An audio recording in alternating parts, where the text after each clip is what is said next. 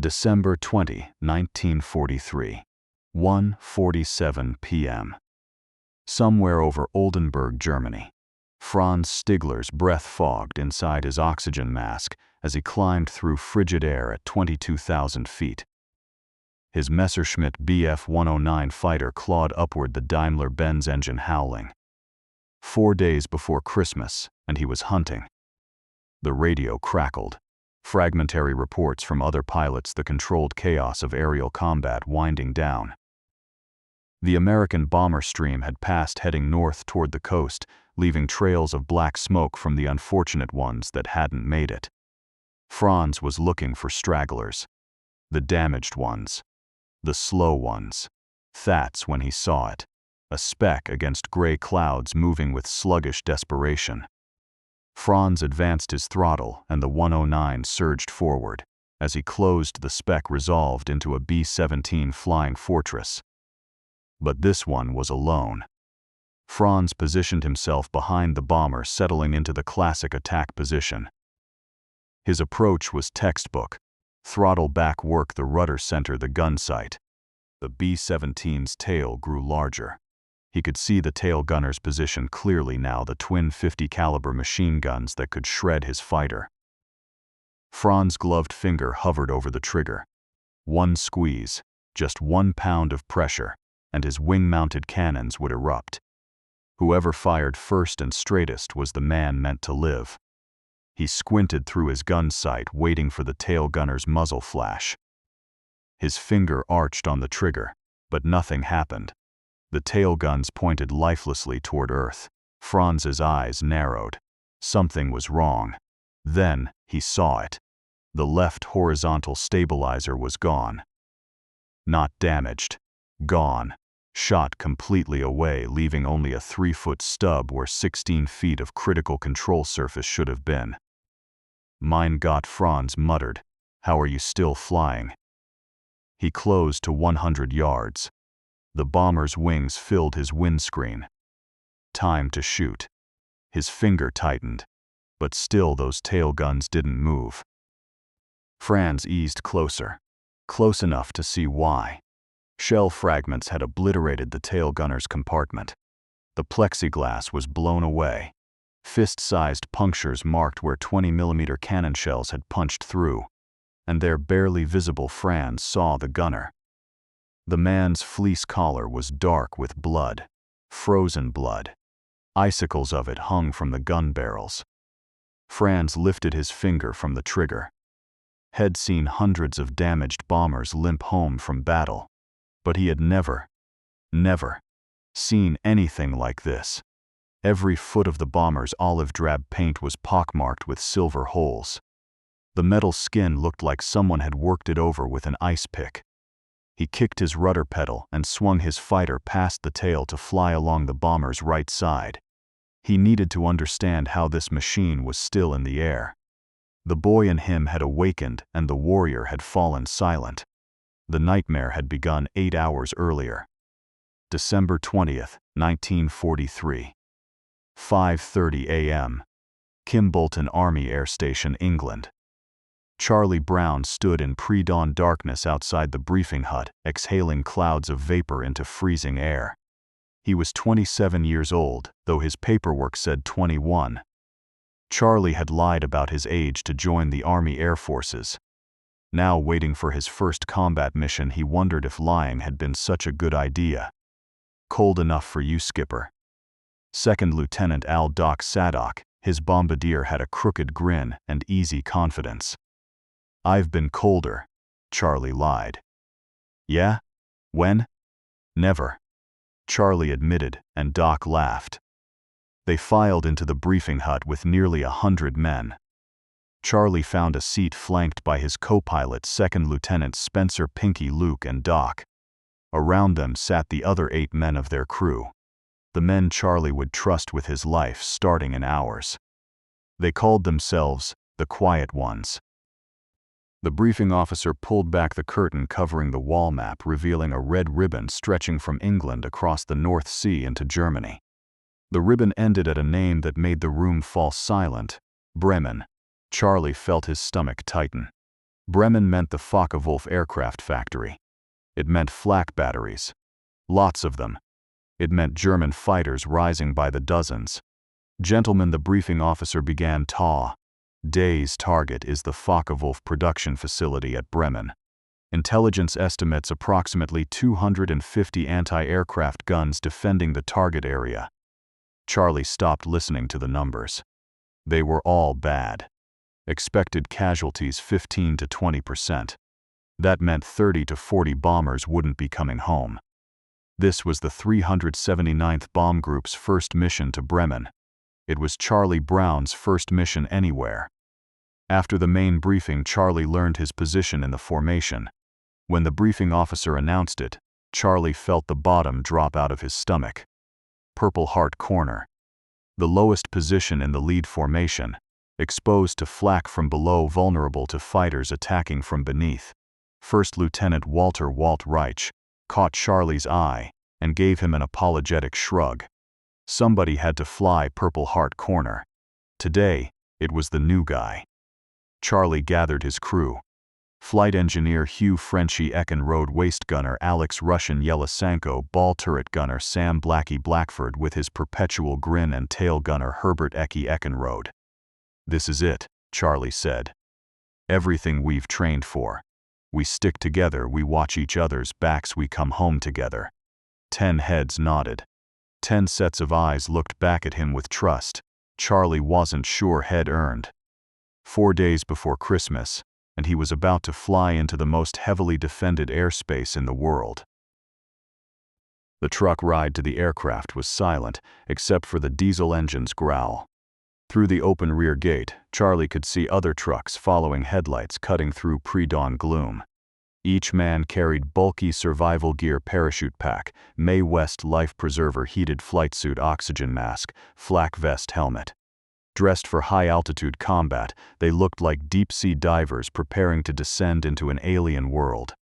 The truck lurched to a stop beside their B-17F Flying Fortress. Even in dim light, Charlie could see the tall red Gothic letters painted on her nose: Ye Olde Pub. The crew had shortened it to the Pub. Master Sergeant Shaq Ashcraft, the crew chief, emerged from beneath the bomber. He was twice Charlie's age, with a lean, weathered face and eyes that had seen too many planes leave and not return. "How's she looking, Chief?" Charlie asked. "Good enough, sir," Shaq replied. Not exactly a ringing endorsement. Engine number 4 was acting up during run-up.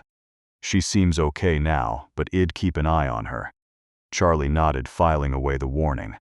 Walt Reich appeared beside him. "Sorry about sticking you in Purple Heart Corner. Just stick close to your wingman and keep your eyes open. The Germans always go for the stragglers first." Walt paused. "And listen, never say good luck before a mission. Bad luck. What do I say instead?" "Go get him," works." Charlie extended his hand. "Go get him, Walt." Walt shook it firmly. "Same to you, kid." Charlie hauled himself up through the forward hatch. Inside, the bomber smelled like metal oil and other men's fear. He made his way to the cockpit, where Pinky was already settling into the right seat. The flight deck was a chaotic jumble of instruments, switches, levers, and gauges. It took both pilots working together to manage it all. Charlie strapped into the left seat and began the cockpit check. Through the window, he watched the sky slowly lighten from black to deep blue to gray. All across Kimbolton, other B-17s were coming to life. At exactly 7 a.m., Charlie reached for the engine start switches. "Starting number 3, he called to Pinky. The inboard left engine cranked, coughed, belched smoke, and roared to life. One by one, Charlie brought the other 3 engines online. 4 Wright Cyclones, each producing 200 horsepower. "Crew check. Everyone aboard?" 9 voices responded in sequence. Charlie released the parking brake, and the Pub began to roll, joining the taxiway procession. A long line of olive-drab bombers moving toward the runway. One by one, the bombers took off. Every 30 seconds, another 4-engine giant roared down the runway and clawed into the sky. Finally, it was Charlie's turn. He pushed all 4 throttle levers to the firewall. The engines screamed. The pub shuddered against her brakes. He released the brakes. The pub surged forward, accelerating down the runway. At 100 mph, Charlie eased back on the yoke. At 110, the tail wheel left the ground. They were flying. All across eastern England, 360 B-17s were assembling into a flying armada that would cross the North Sea and strike into the heart of Germany. And somewhere over Bremen, German fighter pilots were running to their aircraft, preparing to meet them. The formation took shape slowly. 360 B-17s organized into group squadrons and flights. Each plane positioned precisely, wingtips overlapping, stacked in altitude. Charlie flew Purple Heart Corner, lowest position in the lead squadron, tucked beneath Walt's bomber. From his vantage point, he could look up and see Walt's belly so close, he could count individual rivets. At 20,000 feet, Charlie ordered the crew to plug in their heated flight suits. The temperature outside had plummeted to 40 below zero. "Oxygen check," Charlie called. "Everyone confirm." 9 voices responded in sequence. The formation crossed the Dutch coast at 11:15 a.m. Below, occupied Netherlands looked peaceful under winter clouds. But Charlie knew better. Down there, German radar stations were tracking every bomber, feeding position reports to fighter bases. Pilot Navigator Doc's voice crackled. "Approaching initial point in 20 minutes. The initial point, where the bomber stream would turn onto its final bomb run. From the IP to target, they'd fly absolutely straight for 10 minutes. No evasive maneuvers. Perfect targets for flak batteries below." At 11:32 a.m., 30 miles from Bremen, the formation began its turn. Then, the first flak burst appeared. A black puff of smoke, deceptively harmless looking from a distance. Then, another. And another. Within seconds, the sky ahead was filled with them. Hundreds of black flowers blooming in the stratosphere. 250 anti-aircraft guns had opened fire. Charlie tightened his grip on the yoke. His mouth went dry. The first burst that came close was orange, vivid crimson center surrounded by black smoke. The explosion rocked the pub sideways. Charlie heard shrapnel rattle against the fuselage like hail on a tin roof. Then came the second burst. And the third. And the fourth. The sky became a maelstrom of fire and steel. Every 3 seconds, another salvo of shells exploded at their altitude. Charlie could feel each blast through the control yoke. Shock waves that tossed the 47,000-pound bomber like a toy. "Jesus Christ," Pinky breathed. More bursts. Closer now. One caught Walt's aircraft directly, and Charlie watched the B-17 lurch sideways before its pilot wrestled it back into position. Then the world turned orange. 4 shells detonated simultaneously just ahead and to the right. The blast wave hit the pub like a physical blow. Charlie heard the impact before he understood what had happened. A sound like someone firing a shotgun inside the aircraft. "There's a big hole. We're hit in the nose. Feels like a hurricane in here," Doc shouted. The plexiglass nose cone had been sheared open by shrapnel. A section the size of a dinner table was simply gone, leaving a ragged hole that emitted a 200-mile-per-hour gale at 70 degrees below zero.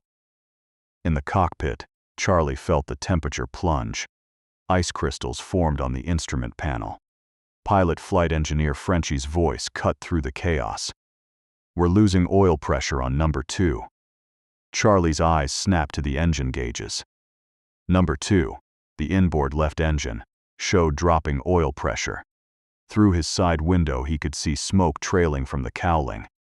"Shut it down," Charlie ordered. Pinky pulled back the turbocharger and throttle levers. The propeller began to slow, stopping completely within seconds. Charlie felt the pub sag as power from that engine vanished. He added throttle to the remaining 3 engines. The bomber wanted to yaw left now. They were flying on 3 engines and they hadn't even reached the target yet. "Pinky feather number 2, Charlie said. Pinky flipped the feathering switch. The pub steadied slightly, but Charlie could feel her struggling. Shed lost 400 horsepower, nearly a quarter of her total power. Pilot Navigator Doc's voice. 1 minute to drop. Another burst rocked the aircraft. Pinky pressed his face to his window. Oh shit. Shell passed clean through the wing. It didn't explode, but we got a hell of a hole. Are we streaming fuel? I don't see any. Miracle. Then engine number 4 began to run wild. The RPM gauge climbed rapidly as the engine accelerated beyond safe limits. "Shed's going to rip right out," Pinky shouted. "Start shutdown procedures," Charlie ordered. "But don't go all the way. We might need to restart her." Flak continued to burst around them. "Shed's inhumans." Charlie saw the first bombs tumble from the lead aircraft. "Pilot, hold her steady," Andy said. "Steady. Steady. Steady. Steady." Charlie's world narrowed to keeping the pub absolutely level, despite the flak, despite the dead engine, despite every instinct screaming at him to turn away. "Bombs away," Andy's triumphant shout. Charlie felt the aircraft leap upward as 3 tons of high explosive dropped free. Pinky managed to restart engine number 4. It caught and settled into a steady rhythm. They'd done it. They'd dropped their bombs on target.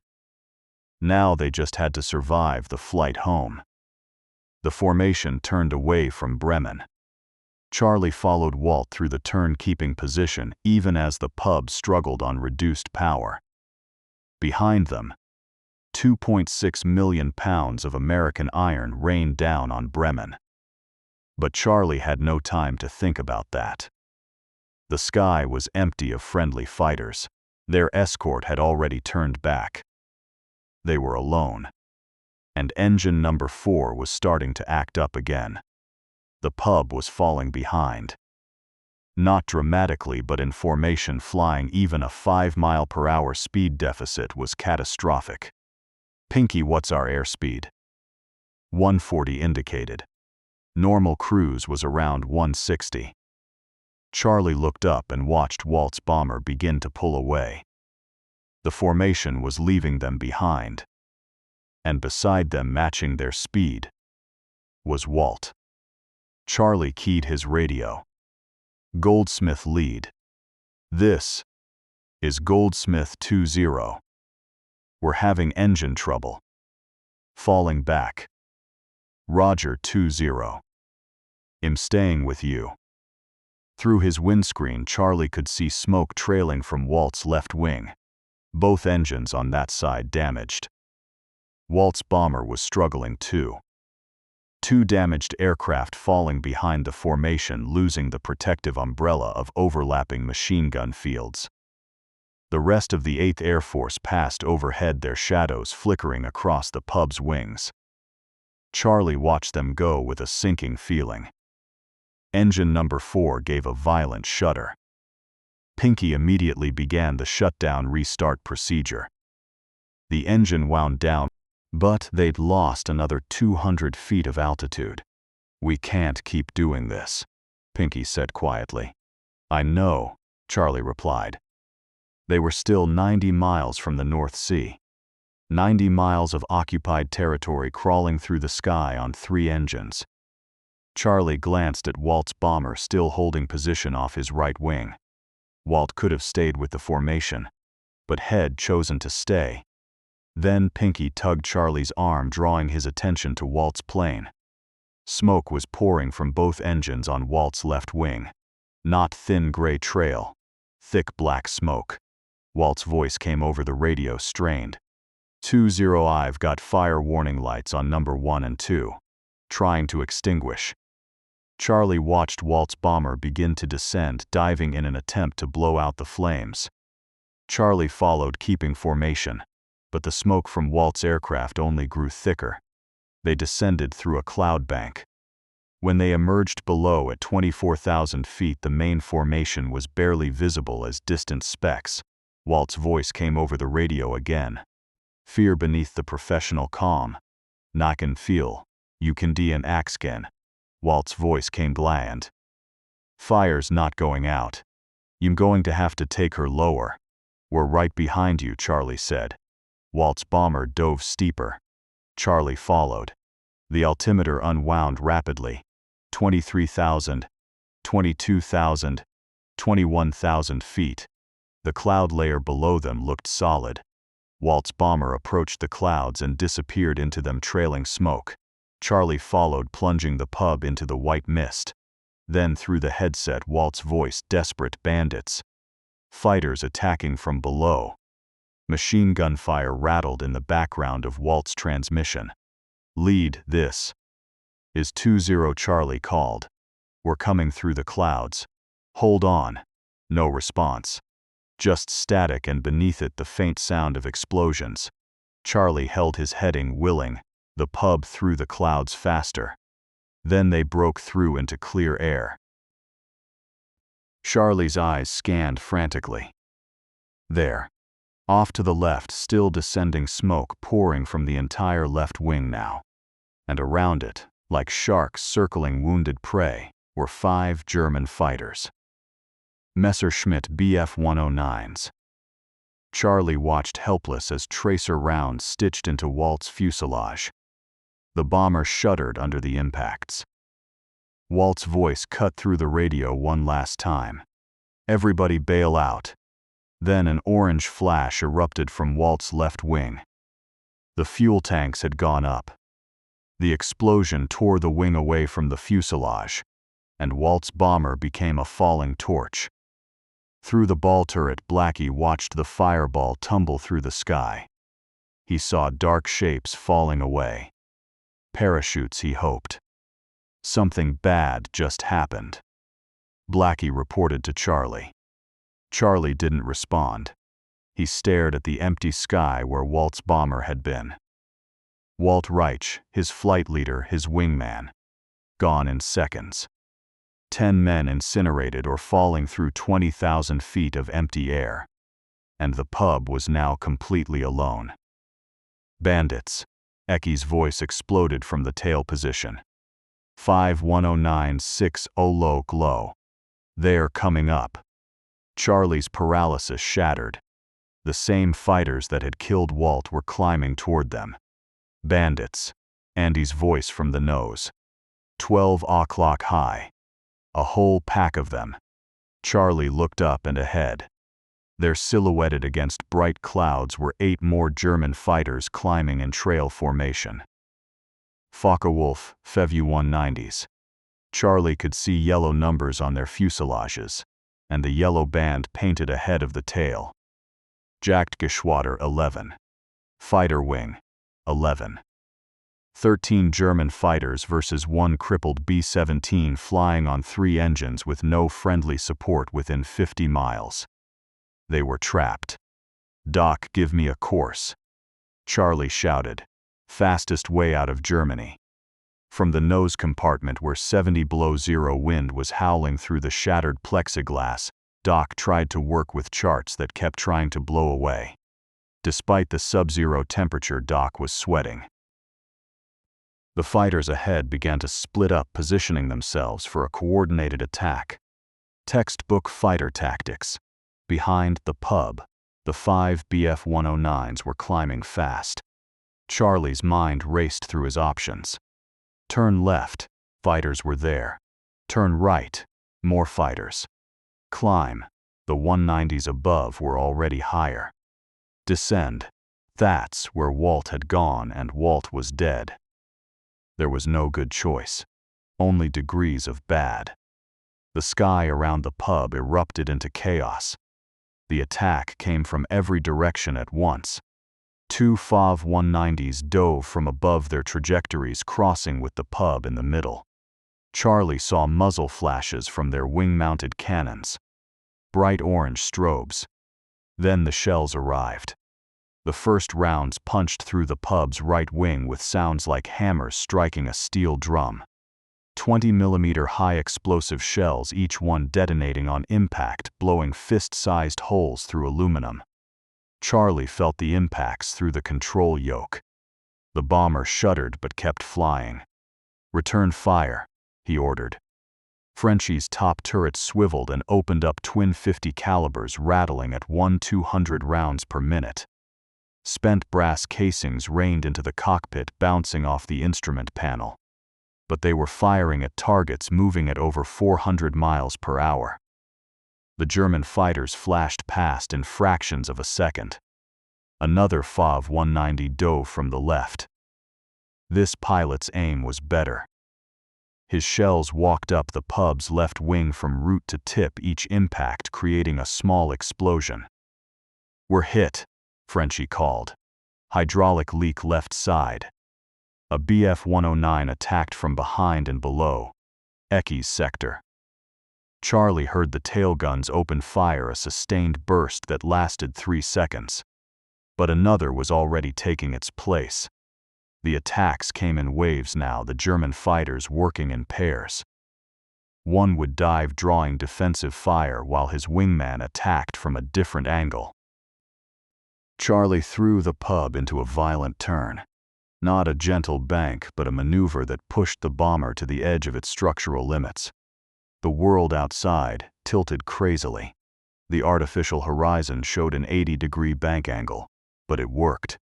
2 faux 190s that had been lining up for head-on passes suddenly had no shot. "Good move, skipper," Pinky shouted. Charlie was already reversing the turn, rolling the opposite direction. His arms burned from the effort.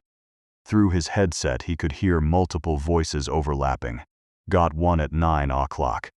Hez coming around again. Need more ammo." Then a new sound, a mechanical shriek from behind the cockpit, followed by the hiss of escaping gas. "Oxygen systems hit," Frenchie reported. "We're venting."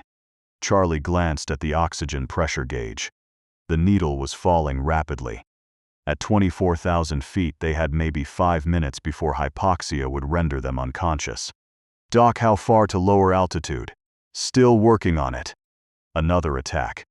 This one from directly astern, a Bf 109 positioned perfectly in Ecke's blind spot below the tail. Charlie didn't see it coming.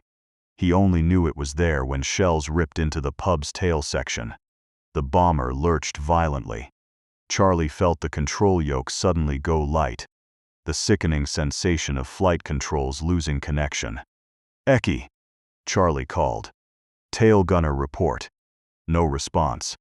"Ecke report." Still nothing. Charlie's heart sank. "Somebody check on Ecke," Charlie ordered. In the waist section, Blackie was already moving. Head rotated his ball turret inward and pulled himself up into the fuselage. He grabbed a portable oxygen bottle and began making his way toward the tail. Another fighter attack. Charlie couldn't see this one. It came from above and behind, shells stitching a line from the tail toward the radio room. One shell detonated inside the radio compartment, blowing the radio to pieces and sending shrapnel everywhere. Radio operator Dick Peshout was sitting at his station when it happened. Something hot and sharp struck his face near his right eye. He put a gloved hand to his face and felt wetness. Blood. The radio, his responsibility, was destroyed. Smoking pieces scattered across the compartment. Peshout stared at the wreckage in shock. Another shell burst in the waist section, creating a fist-sized hole in the fuselage. Through the expanding gap you could see Germany passing below. In the nose, Doc had finally managed to give Charlie a heading. "Pilot navigator. Come left to heading 345. That's our shortest route to the coast." Charlie began the turn, still throwing in random jiggles to throw off the German fighter's aim. But the pub was responding sluggishly now. The damage was accumulating. Pilot flight engineer Frenchie called. "One of my guns just jammed. Down to 1 barrel. From 11 operational 50 caliber machine guns at the start, they were down to maybe 6. Another 4-190 dove from above. This pilot was either very skilled or very lucky. His shells hit the pub in 3 separate locations almost simultaneously. 2 shells punched through the left wing. 1 hit the vertical stabilizer, and 1 shell hit the left horizontal stabilizer. The shell that hit the left stabilizer didn't just damage it. It sheared it completely away. 16 feet of aluminum structure weighing several hundred pounds separated from the aircraft. One moment it was there, the next it was tumbling through the sky behind them. Charlie felt the change instantly. The control yoke suddenly required different pressure. The entire aircraft was pitching down. "We're losing the tail," Pinky shouted. Charlie pulled back on the yoke, fighting the dive. The pub responded, but sluggishly, reluctantly. Then the world turned white. The oxygen pressure gauge had dropped to 0. Charlie's mask was no longer delivering breathable air. He gasped, trying to suck in more air. His vision began to narrow, darkening at the edges.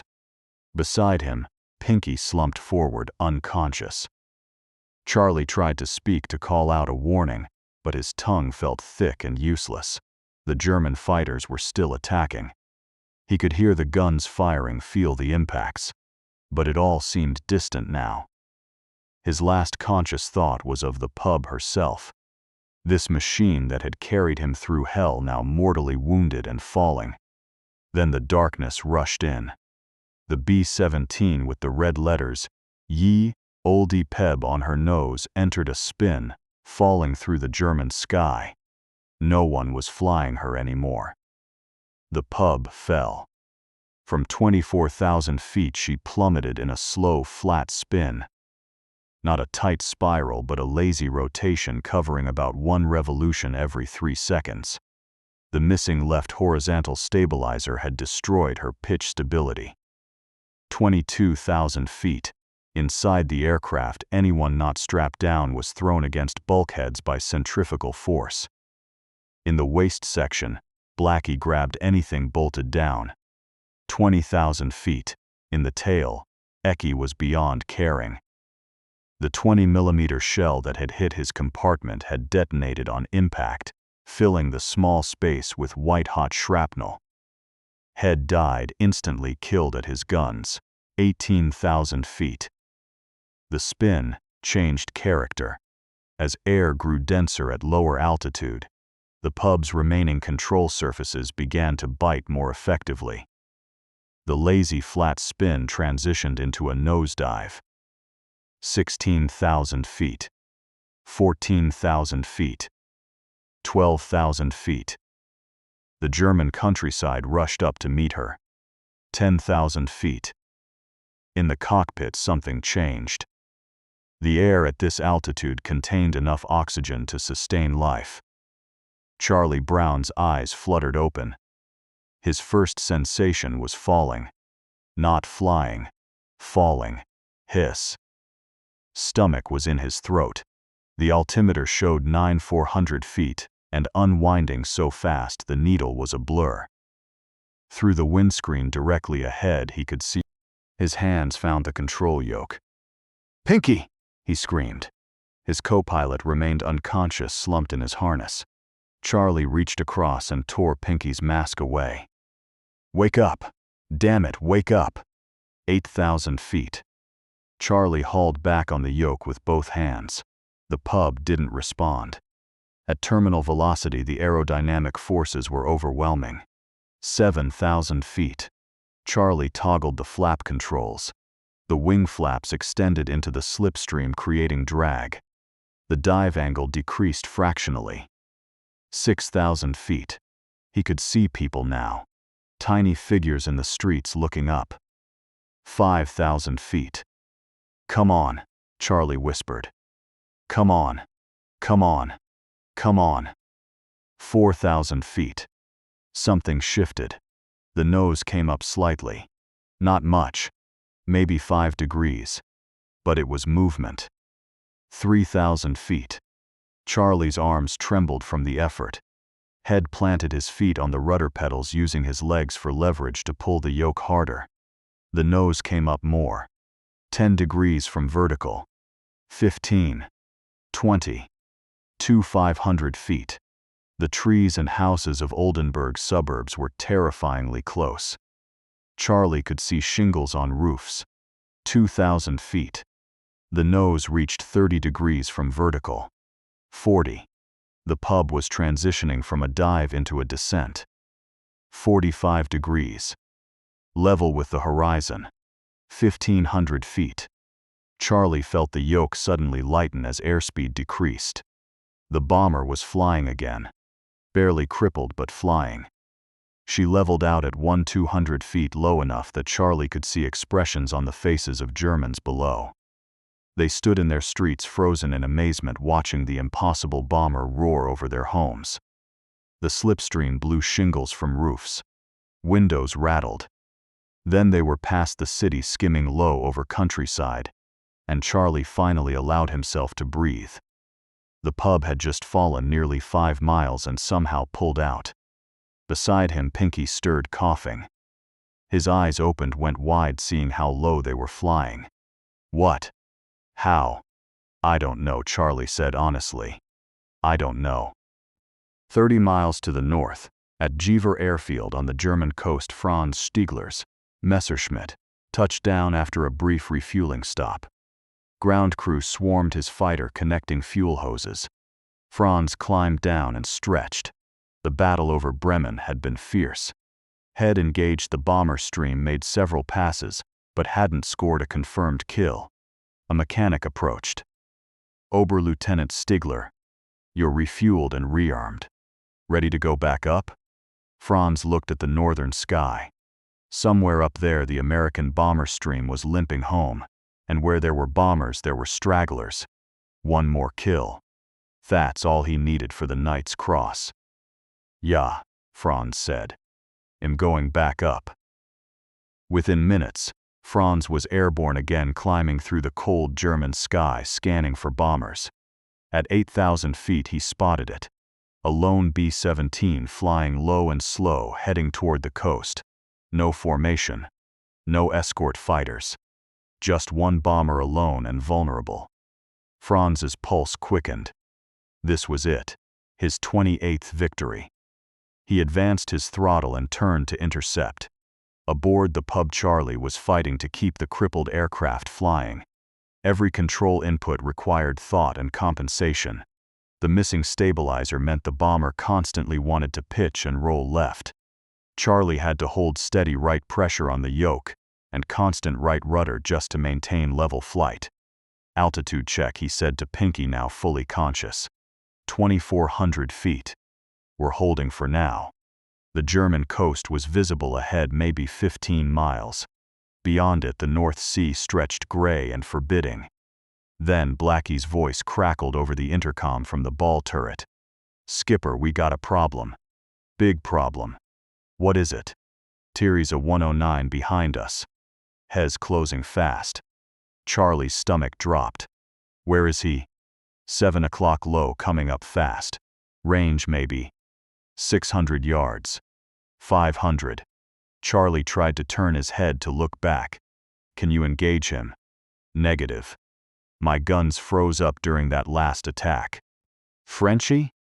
I can't depress my guns low enough to hit him from this angle. They were defenseless. 200 yards, Blackie reported. His voice had gone quiet. Hez got us, skipper. In the ball turret, Blackie stared at the approaching fighter. He could see it clearly now. The yellow spinner, the gun barrels, even the dark shape of the pilot. The German fighter was perfectly positioned.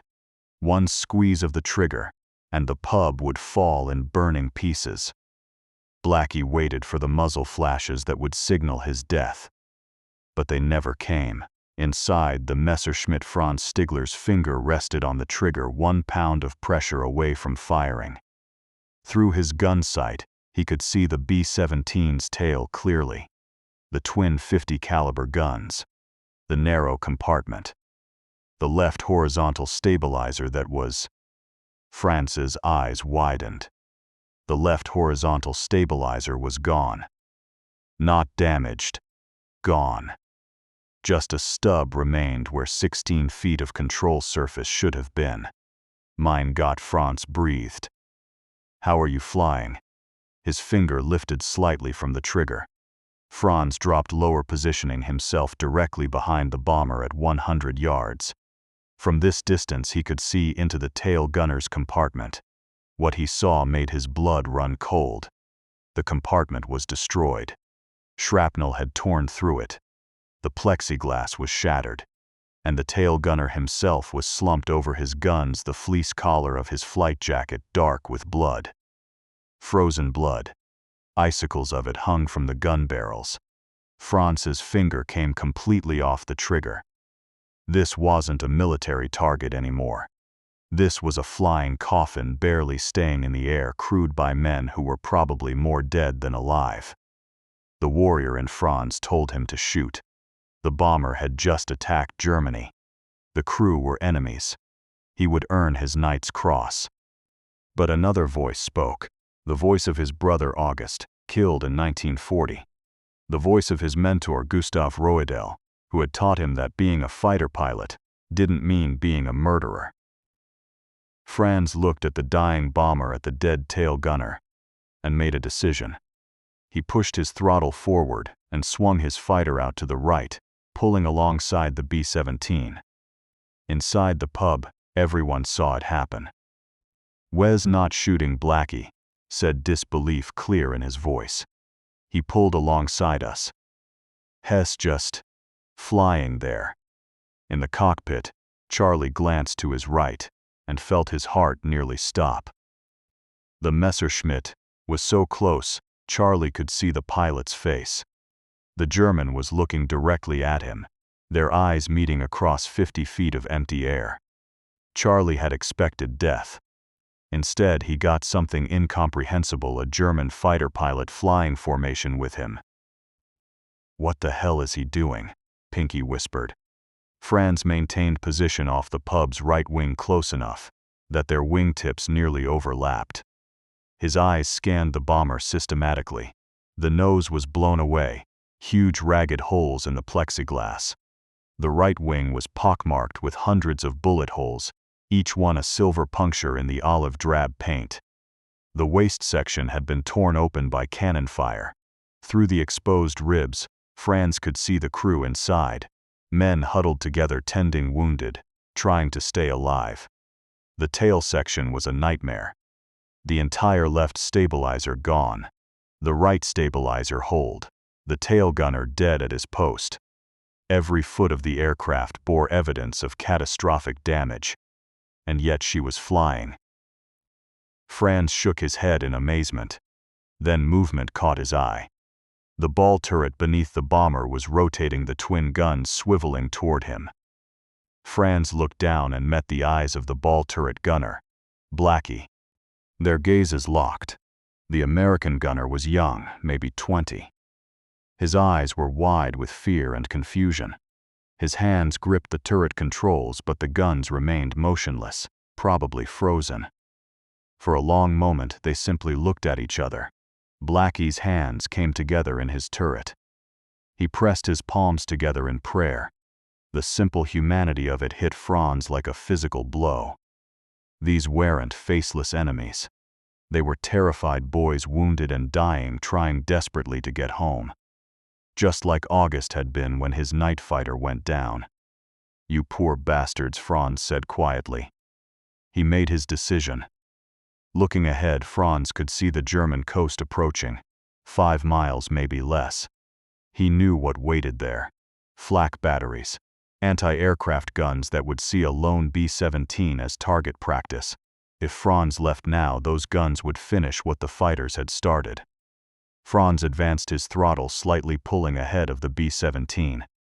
Then he raised his gloved hand and gestured emphatically toward the ground. "Land in Germany. You need doctors. Surrender." In the cockpit, Charlie understood the gesture but shook his head firmly. They'd come too far to give up now. Franz gestured again, more insistently. "Land. Now." Charlie shook his head again. Franz could see the stubbornness in the American pilot's face. The man was wrapped around his control yoke, both arms straining. Blood covered his life vest. His face was pale from shock and oxygen deprivation. But he was still flying, still fighting. Just like August would have done, Franz thought. The German coast was 2 miles ahead now. Franz could see the flak positions clearly. 88mm guns pointing skyward, crews already alerted. Franz made a split-second decision that could get him executed. He pushed his throttle forward and climbed slightly, positioning his fighter directly above and ahead of the pub. Then he held his position there, making himself visible to the flak gunners below. The message was clear. This bomber is under my protection. Don't shoot. Below in the coastal flak battery's gunners saw the Messerschmitt and made assumptions. A German fighter flying formation with a damaged bomber could only mean one thing. The fighter pilot was forcing the bomber to land. No one gave the order to fire. The pub crossed the German coast at 400 feet with her unlikely escort still flying protective formation. The gray North Sea opened up ahead, 300 miles of cold water standing between the pub and England. Franz held his position for another 5 miles until they were well out over the sea and beyond range of the coastal guns. Then he dropped back, pulling alongside the bomber one last time. Charlie and Franz looked at each other across the narrow gap. No words passed between them. They had no radios tuned to the same frequency. But in that moment something passed between them. Recognition. Respect. The acknowledgement that they were both just men doing impossible jobs in an impossible war. Franz raised his gloved hand to his flight helmet in a crisp salute. Charlie stared back, genuinely surprised. "Good luck," Franz said, knowing the American couldn't hear him. "You're in God's hands now." Then Franz pushed his stick forward, dove away, and turned back toward Germany. In the ball turret, Blackie watched the Messerschmitt disappear into the clouds. "What just happened?" Russian asked over the intercom. "I think," Blackie said slowly, "he just saved our lives." In the cockpit, Pinky was equally confused. "Why would he do that? He had us dead to rights." Charlie didn't answer immediately. He kept his eyes on the northern horizon where the German fighter had vanished. "I don't know," he finally said. "But whoever he was a good man." The bomber flew on, crossing the North Sea mile by painful mile, still slowly losing altitude, still threatening to fall from the sky. But she was flying. Against all odds, against all logic. The pub was still flying. The North Sea stretched endlessly. Gray water meeting gray sky. Charlie checked the altimeter to 100 feet. They'd been losing altitude since crossing the German coast, 50 feet every few minutes. "How far to England?" Charlie asked Doc. 240 miles. Maybe 90 minutes at current speed. Simple mathematics said they'd be in the water long before seeing the English coast. "We need to lighten the aircraft," Charlie said. "Everything that's not bolted down. Throw it out." Within minutes the crew was roaming through the bomber, gathering anything removable. The waist gunners wrestled 50 caliber machine guns to the window and heaved them out. Each gun tumbled toward the sea 2,000 feet below. Flak vests followed. Oxygen bottles. Spare ammunition boxes. Thousands of spent shell casings scooped into helmets and dumped out the windows, glittering brass raining toward the North Sea. Then Peshout appeared, carrying his radio. 40 pounds of now useless equipment. He lifted it and shoved it through the window. More items followed. Reference manuals. Navigation equipment. Water containers. Anything that added weight. By the time they finished, the pub had shed nearly 1,000 pounds. The altimeter steadied at 200 feet. It wasn't much of a margin, but it was something. Engine number 4 coughed. Pinky was already reaching for the controls, starting the shutdown restart procedure without being asked. The engine wound down. Caught. Restarted. They lost another 100 feet. "Can't keep doing this," Pinky said. But what choice did they have? Minute by minute. Mile by mile. The pub crawled across the North Sea. Pilot-navigator Doc's voice excited. "I think I can see land." Dead ahead. Charlie stared through the windscreen. At first he saw nothing. Then, yes, a dark smudge on the horizon. England. How far? Maybe 20 miles. 20 miles. 20 miles. At 140 miles per hour, that was less than 9 minutes. They just had to survive 9 more minutes. Engine number 4 coughed again. This time, when Pinky began the shutdown procedure, the engine didn't restart. It just wound down and stopped. "Can't get it back," Pinky said. "It's dead." 2 engines. They were down to 2 engines. The pub began to sink, losing altitude at 100 feet per minute. Charlie pushed the throttles on the remaining engines to maximum power, but it wasn't enough. "Come on," Charlie whispered. "Come on, just a few more miles." The English coast grew larger. Charlie could make out details. White cliffs, green fields beyond a coastal road. But they were still sinking. The altimeter showed 1,400 feet. Then 1,200. Then 1,000. "We're not going to make it to an airfield," Pinky said. "Well, take the first field we see." Any field. 800 feet. The coastline was dead ahead, maybe 2 miles away. 600 feet. Charlie could see waves breaking on the beach. 400 feet. 1 mile to go. 200 feet. The pub crossed the English coastline at less than 200 feet altitude, her remaining engines screaming, her wings somehow still generating enough lift. They'd made it. They were over England. "Where's the nearest airfield?" Charlie demanded. "RAF Seething. 10 miles northeast. Can we make it?" Doc looked at the altimeter, now showing 150 feet. "Maybe. If we don't hit any trees." 10 miles. 8 miles. 6 miles. At 3 miles out, Charlie saw the airfield. Runways and buildings, B-24 Liberators parked in neat rows. At 1 mile out, Frenchie fired red flares from the tail, the signal that they had wounded aboard. On the ground at RAF Seething, fire trucks and ambulances raced toward the runway. "Gear down," Charlie ordered. Pinky pulled the gear handle. They heard the hydraulic system engage. Miracle of miracles, it still worked. And felt the thud as the wheels locked. The pub flying on 2 engines and pure willpower lined up with the runway. The runway filled their windscreen. Charlie eased back on the throttles. 50 feet. 30 feet. The wheels kissed the runway with a gentle chirp. The pub bounced slightly, settled again, rolled. They were down. Charlie and Pinky worked the brakes, and the bomber coasted to a stop, her propellers still windmilling. For a long moment, no one moved. No one spoke. Then Pinky leaned forward and rested his head on the control yoke. Charlie did the same, his arms finally released from hours of strain. Behind them, Frenchie started to laugh, a shaky, half-hysterical laugh that the others caught. They'd made it. Somehow, impossibly, they'd made it. The intelligence officers didn't believe Charlie's story about the German escort. Lieutenant Brown once said carefully, "You understand how this sounds?" "Yes, sir. I know it sounds crazy, but my whole crew saw it." They interviewed each crew member separately. Each told the same story, a German fighter that didn't shoot, that flew formation with them, that seemed to be protecting them. The officers compiled the statements and sent them up the chain of command. The response came back 3 days later. Recommend no further action.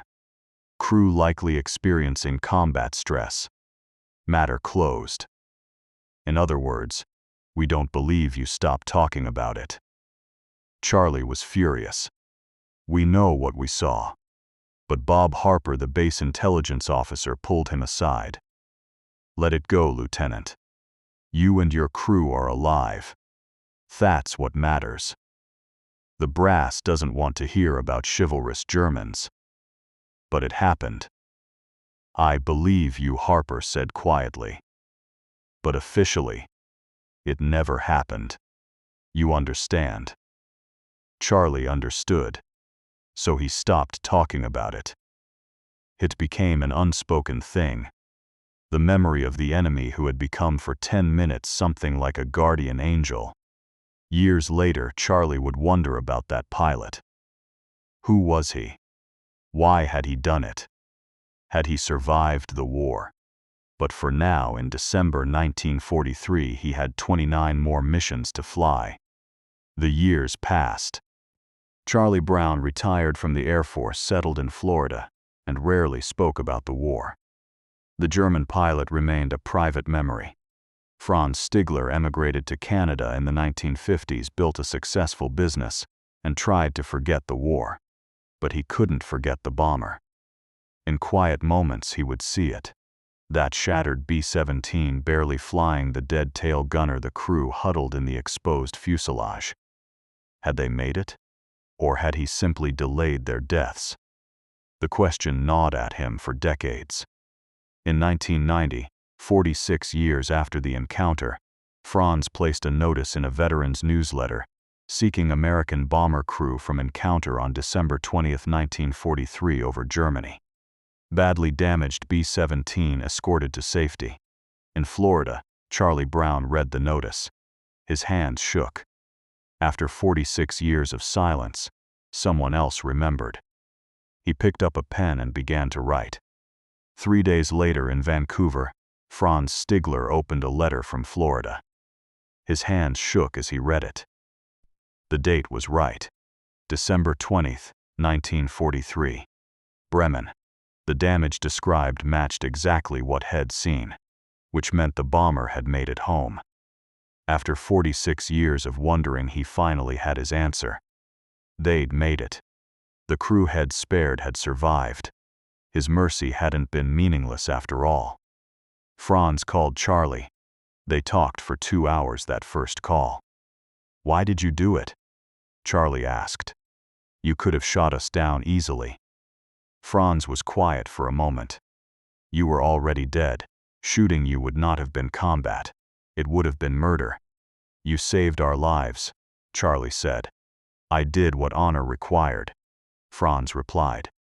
They met in person in September 1990 at a reunion of the 379th Bomb Group. Franz, now 74, stood beside his wife as Charlie walked toward him across the tarmac. Behind Charlie came Doc Blackie and Peshout. Behind them came family members, 25 people in all, the descendants of the crew Franz had spared. Charlie reached Franz first. The two men stood facing each other, separated by 47 years. Charlie extended his hand. Franz. Franz took it. Charlie. They shook hands, then Charlie pulled Franz into an embrace. Both men's eyes filled with tears. Thank you, Charlie said. Thank you, for my life. Then Blackie stepped forward. I remember you. I looked right at you and thought I was dead. And you didn't shoot. His voice broke. Because you didn't pull that trigger, my children got to be born. My grandchildren got to exist. 25 people are here today because of what you did. He embraced Franz, sobbing. Franz sobbed too. The families crowded around. Children who existed because Franz had chosen honor over victory, grandchildren who would never have been born if he'd pulled the trigger. Later, Franz wrote in a book he gave Charlie. In 1940, I lost my only brother as a night fighter. On the 20th of December, 4 days before Christmas, I had the chance to save a B-17 from her destruction, a plane so badly damaged it was a wonder that she was still flying. The pilot Charlie Brown is for me as precious as my brother was. Thanks, Charlie. Your brother Franz. In 2008, the United States Air Force awarded Charlie Brown the Air Force Cross, the nation's second highest medal for valor. Doc Sadok received the Silver Star. 8 deceased crew members received posthumous Silver Stars. With 9 Silver Stars and 1 Air Force Cross, the crew of Ye Olde Pub became one of the most decorated bomber crews in history. Franz Stigler died on March 22, 2008. He was 92 years old. Charlie Brown died 8 months later on November 24, 2008. He was 87. The question Franz carried for 46 years. Did the B-17 make it home? Had a mathematical answer. One decision. 10 seconds. The space between his finger and the trigger. Because Franz didn't fire, 9 men survived December 25, 1943. They completed their tours and went home. They raised families. 25 descendants were born. One act of mercy. 25 lives.